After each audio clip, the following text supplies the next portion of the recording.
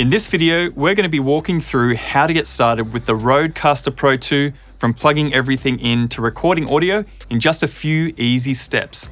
In addition to the power adapter and the USB-C cable that comes with the RØDECaster Pro II, we'll also need a couple of other things to get started.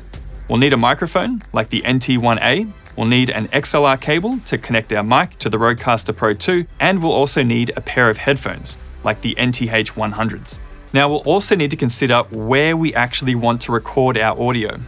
If we want to record to a micro SD card or a USB storage device like a hard drive, we can actually connect them to either the USB port or the micro SD card slots on the back of the RØDECaster Pro II. However, if we want to send audio to our computer, we'll need to use the included USB-C cable to connect them together. For our purposes though, we are going to record locally to a micro SD card, so let's plug that in now. With that out of the way, let's connect our RØDECaster Pro II to power and hit the power button, which is at the back of the unit. Now we're booting up this RØDECaster Pro II for the first time, so we'll be prompted to select the default language, set the time and date, then connect to the internet via Wi-Fi or Ethernet, or to your computer via USB to check if it's running the latest firmware. We recommend updating straight away, but if you don't have a computer or internet available, tap Don't Update. For us, we're going to connect to Wi-Fi, then complete the initial startup process.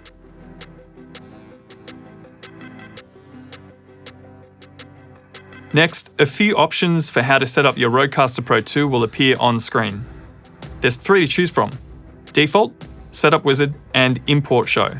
Now, Default is the most direct way to start using the RØDECaster Pro II, but the Setup Wizard is a very handy way of going through a comprehensive setup. Lastly, Import Show is a handy tool for importing a previously saved show from an external storage device. In this video, however, we're going to run through the process of setting up manually, so we're going to select Default. Now we're ready to connect our mic. Let's connect it to the first input on the back of the unit.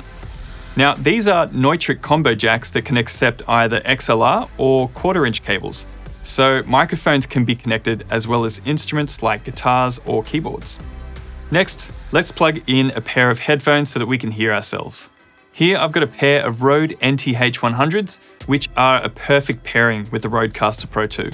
Now, there are 4 headphone outputs on the back of the unit, each with their own independent volume control, but we'll just need to connect to number 1 for now. Next, let's get our microphones set up for recording. By default, the first 4 XLR TRS inputs will be assigned to the first 4 faders on the mixer, as you can tell by these icons here. So input 1, which we have connected our microphone to, is automatically assigned to fader 1. But you can assign this to any of the 6 physical faders or the 3 virtual faders. Next, we just need to push the fader for our mic channel up to unity gain, which is represented by the thick line here on the fader and by these markers on the level meter. The RØDECaster Pro II has a bunch of mic presets which we can actually access by tapping on the channel button for our microphone. This includes classic Rode mics like the NT1A and the Pod mic, as well as other models like the Electro Voice RE20 and the Shure SM7B.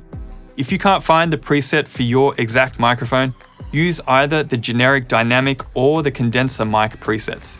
As you can see, there are also options for adding processing and effects in this menu. Today, we're using the NT1A, which I can select from this list of mic presets.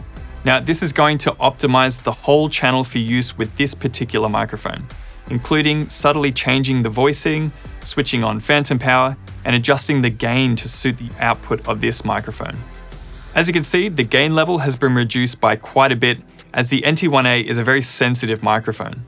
Now, you'll just need to put your headphones on and slowly turn up the headphone 1 volume until you can hear yourself comfortably when talking into the microphone. Now, we just need to do a few things in order to set our gain correctly. While talking into the mic at a natural level, we just need to watch the level meter and adjust our gain with the plus and the minus buttons or the rotary encoder. We just want to make sure that the loudest parts of our voice are bouncing in and around this green area. This is important to make sure that we are loud enough to be heard, but also to avoid digital distortion. All you need to do now is repeat this same process for as many mics or instruments that you want to connect. And now you are ready to start recording. Simply hit record and you'll see the record timer begin. To stop recording, simply press and hold until it stops recording. A short press of the record button will pause the recording. Pressing it again will resume the recording.